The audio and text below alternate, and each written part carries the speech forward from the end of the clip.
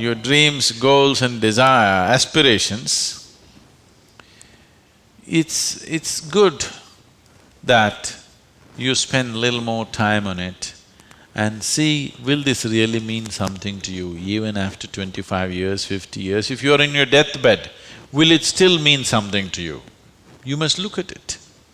Whatever you're aspiring for, whatever you're dreaming of, whatever goals you have set, will it really mean something? Because most of these goals are traps. They're just traps. You get in, it's only one-way street, you can't turn back. I want you to look at this, because many of them are older than you. You ask them what they dreamed of at 18, they're fortunate it didn't come true.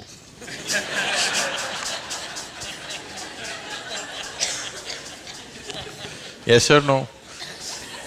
If everything that you desired and dreamed came true in your life, could you live with it? Fortunately, many of those things got filtered and never came true, isn't it? So, it will be very good if anybody of your age, if they want to decide and fix the goals of their life, it'll be very good if they take a break from all influence that's around them. Social influences, family influences, other influences, withdraw somewhere, that's why an ashram. Withdraw somewhere, sit down, meditate, bring yourself to a certain level of clarity and joy. When you're very happy and clear, you must decide. Not in desperation you set goals. Desperate goals that you set will mean a lot to you at that moment. Tomorrow morning you look, you don't know why you're tangled up with it. So, it'll be good. If you're fixing your life, it's best that you do it when you're very, very peaceful, happy and clear-headed, isn't it? Not influenced by anything around you, simply by yourself. Sit and decide what is it that you really want to become in your life. What is it that will be of enduring value for you, not for somebody else, for you. And you don't have to build a personality for that, you strive for that. The necessary persona will come. You must understand what a personality is. The word personality comes from the word persona. Persona means in Greek or in Latin, I'm sorry, is a mask. This is a mask that they used to use in old theaters. Now the same people will be playing many roles. Let's say Ramayana is happening. You have to play Rama's role also and Sita's role also and Lakshman's role also. For everything there's one mask. You hold this mask and speak like Rama, keep it down. Hold this mask and speak like Sita, keep it down. Hold this and speak like Hanuman and keep it down. This is how the plays were done. So it is those masks which were referred to as persona. So personality means you held a mask and mask got stuck to your face, you couldn't pull it out. That means you have a personality.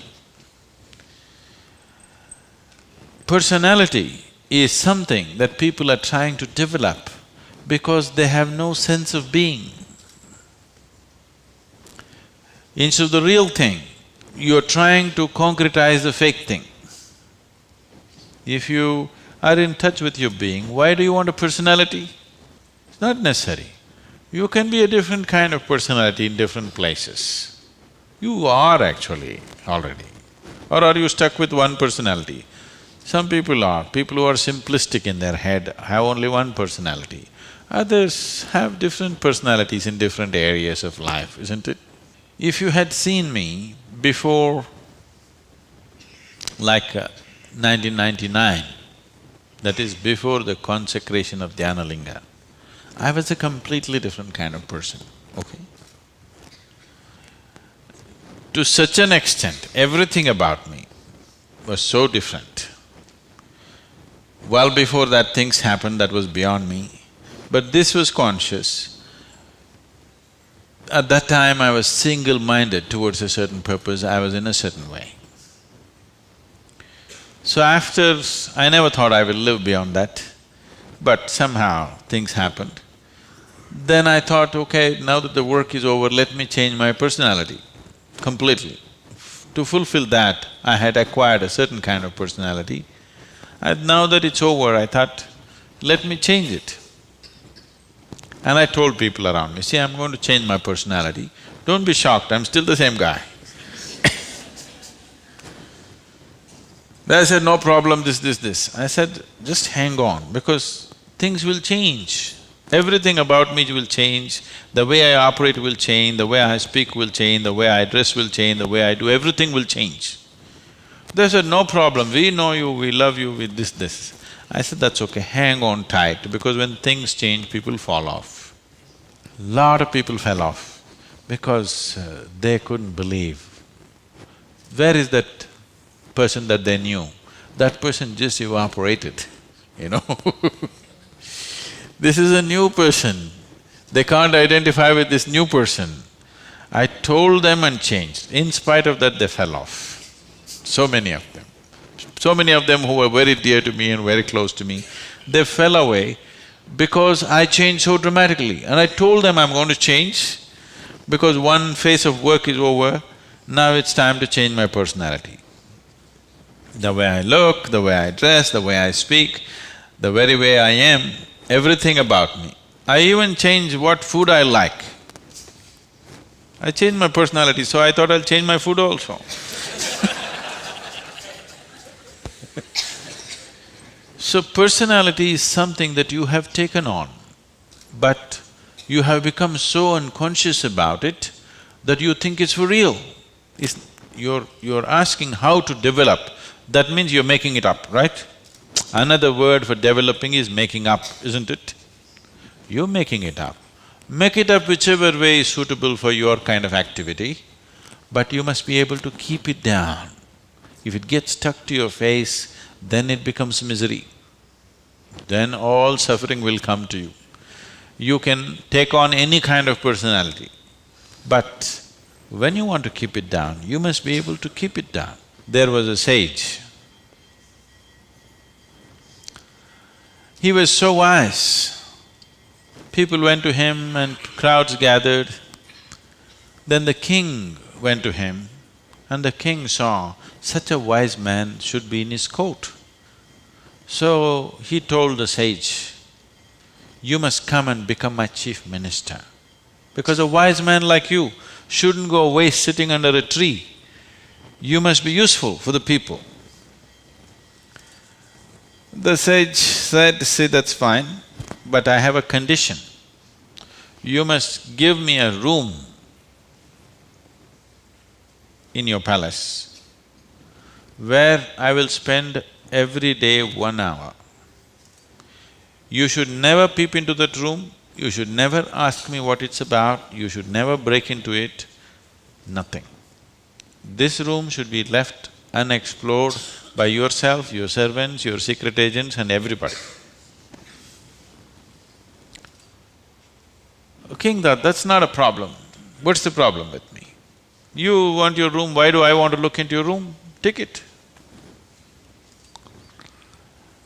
Then whenever any important meeting is to come, this man who's sage, now who's become a minister, so he's wearing appropriate clothes for the palace, but he goes in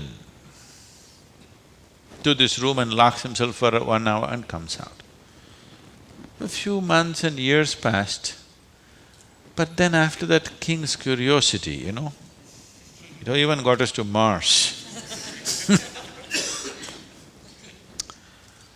He wants to know what the hell is he doing inside.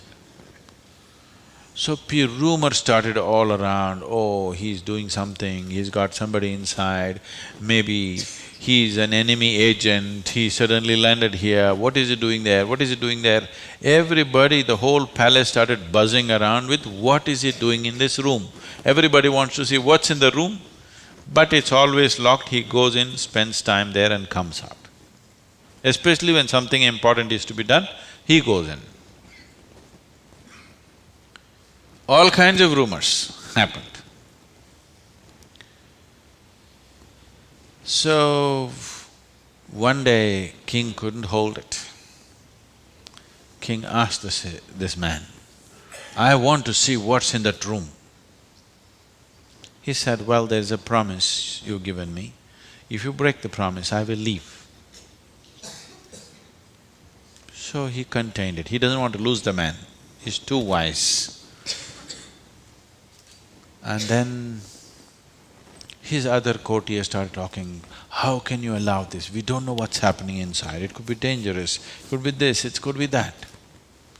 One day when he was not there, they broke open the door and went inside. They looked around, the room is empty, no furniture, no nothing, just empty room. They looked, nothing. Then what does he do here? Then in one corner they saw very, worn out clothing hanging there and a begging bowl. They went. They couldn't make out what this is. Then he came in. He said, "Well, you wanted to see, you have seen." The king asked, "What do you do here?" He said, "Whenever I want to make any important decision, I come here, wear my worn-out clothes and sit with a begging bowl clearly, that I don't want to be caught up with all the things of the palace. I want my wisdom not to be lost in these clothes and in this jewelry and in this stuff. So I come here, wear those clothes, sit with my begging bowl, make the decisions and then come out. Now you've broken the promise," and he left. So, this is what meditation is for you. Every day when you sit, you strip yourself down. You don't have to do anything about it. If you sit there simply, see, anything that's made up needs constant support from you, isn't it? See, suppose you tell a lie. It needs constant support to keep it up, isn't it? But if something is true, you can even forget it, but it's still there, isn't it? You understand what I'm saying? If something is true, even if you forget it, it's still there, no problem. But if it's a lie, you have to keep it up. Your personality is a lie. Your being, your existence is the truth. You don't have to keep this up. This will be anywhere there. What you make up for the sake of the society, to function in the society, you need a certain kind of makeup. You must be able to keep it down. If you're going to bed fully made up, then something wrong with you.